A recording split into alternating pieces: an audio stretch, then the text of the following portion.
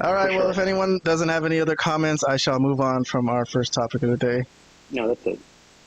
All right, cool. Let's move on back to my blog post. Let's see, I did this earlier at work.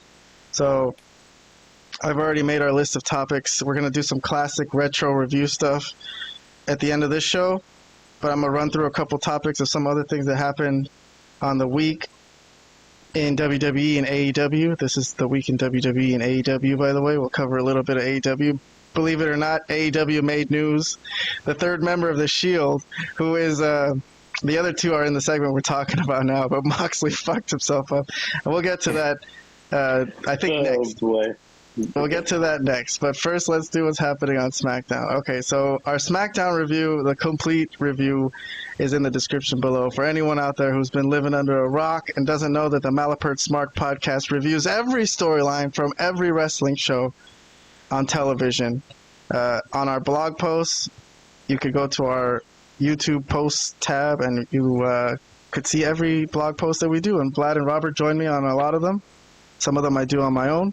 But for SmackDown, Vlad and Robert definitely do it because this is a big show. But yeah, so we've done our review of SmackDown already. We've posted it. It's in the description below if you want to go through every storyline. But for the purposes of today, I just want to jump to the triple threat stuff with CM Punk and Roman Reigns and Seth Rollins. So let me jump to this. We're scrolling through some other good stuff that happened on SmackDown, by the way. I'll mention some of this later on in my honorable mentions. But okay, so Roman, Seth, and Punk pull apart ends this edition of SmackDown. Before I go through what happened real quick and some slides, I'll show our ratings.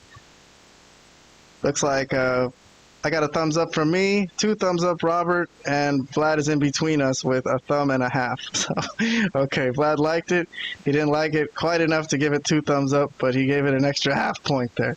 All right, so I think maybe you guys can help jog my memory of some of the things that was said, but I'm going to play some of the slides for you guys to talk over this. So let me see. I'll start with Robert, but give me 1 second, Robert. Sorry. I gotta pull up my SmackDown footage because I'm still on Raw over here. All right, here we go. So Roman came out, and Robert. Mm-hmm. So triple threat match. I want to hear your thoughts, and I'm gonna be playing some of the slides of what happened while you're talking for the audience here. So you go ahead, man. It's all you. Okay.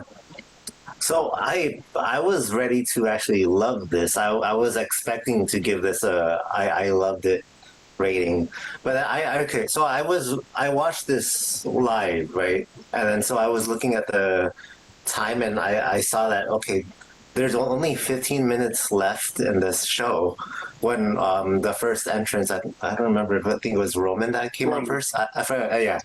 I was like, okay, there's only 15 minutes of it left on this show, so it's not going to be that long. I thought they were going to dedicate the whole like final half an hour for this.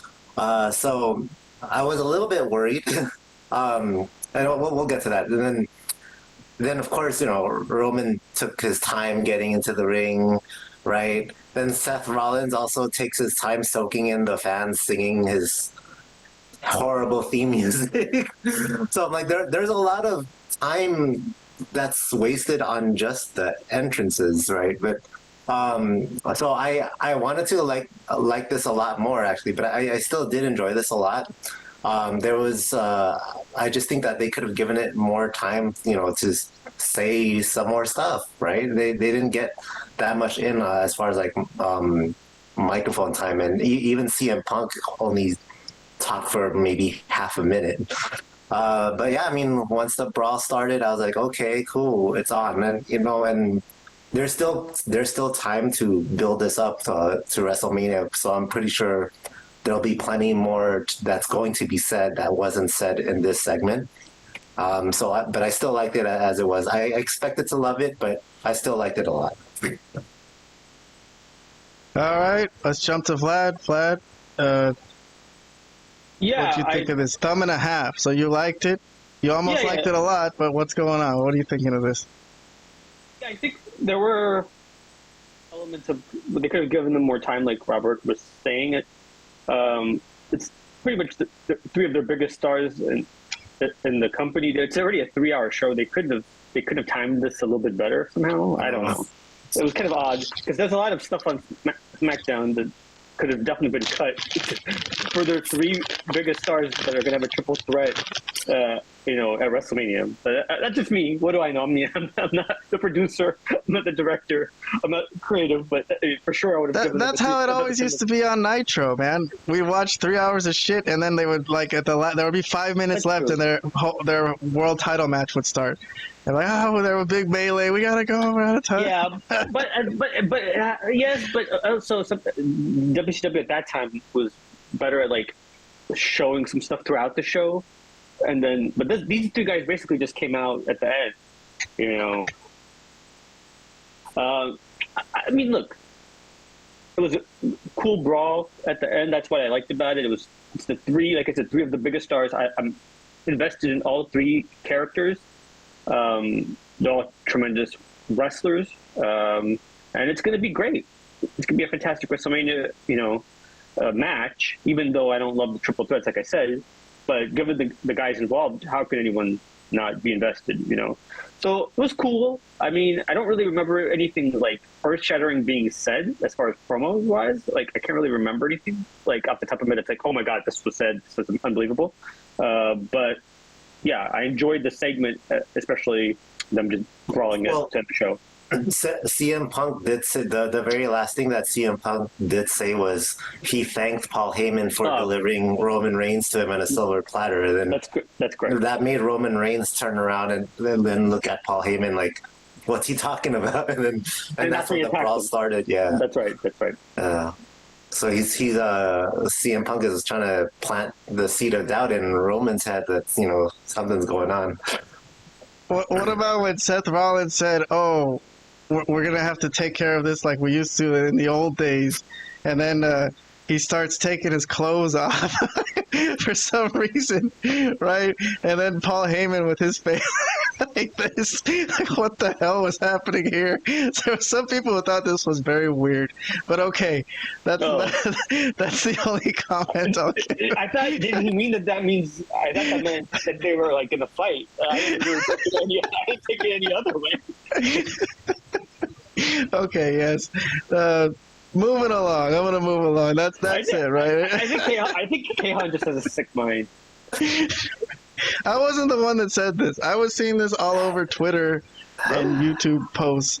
But maybe Twitter has a sick mind. I don't know. Well, look, it was a good pull apart for 3. I know the pull apart we've been saying has been overused recently in Triple H's WWE. But these were 3 really good guys, and it shows when there's high quality wrestlers, it can look better.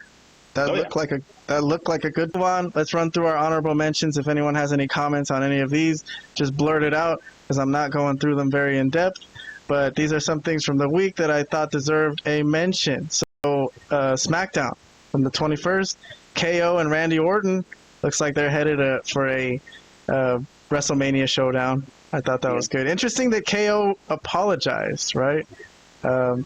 What did I named this segment? KO actually apologizes to Randy Orton, but Orton calls his apology half-hearted and tells KO to stick it up his ass. The rest of the WrestleMania match is happening. So, okay. I mean, it was an interesting apology. He's like, I apologize. I thought about it. I did wrong. And let's be a tag team again. And Orton said no. So, okay. Any thoughts on this? Yeah, this is pretty good. This was pretty good for sure. It was a good way to open. I think it opened SmackDown, if I'm not mistaken. Yeah, I mean, it's going to be an interesting match. Good match between 2 highly capable guys, 2 guys that are quite over. And yeah, good segment. I liked Orton here.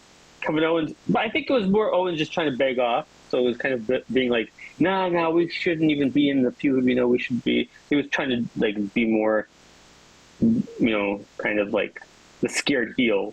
That's the way I took it at the very least. Robert, you liking this or what? Yeah, good way to start the show. I like it. All right, yeah, and I predict this will end with Orton punting KO's head off his head. So that's how it's going to end. From the same SmackDown, looks like that dissolution of the old bloodline is going to happen because Jacob was pissed at Solo for fucking up his match. This is how Stone Cold should have been acting to Vader when he caused the DQ. What the fuck? You ruined my match, you motherfucker. So this I thought was very logical and well done. But I'm gonna be sad to see Jacob fighting with Solo. But okay. Any thoughts, or should I move on? No, I think you're on the right track. There's something being brewing here for sure. That's, I don't know when it's going to take place, but yeah, it's brewing. All right. Let's see what else. Oh, this one was fucking great from SmackDown. Naomi cost Jade against Liv Morgan. I like this way more than you did. I remember my ratings on this were a lot higher. If anyone wants to see our SmackDown ratings, it's in the description below. But Naomi cost Jade and then beat her ass.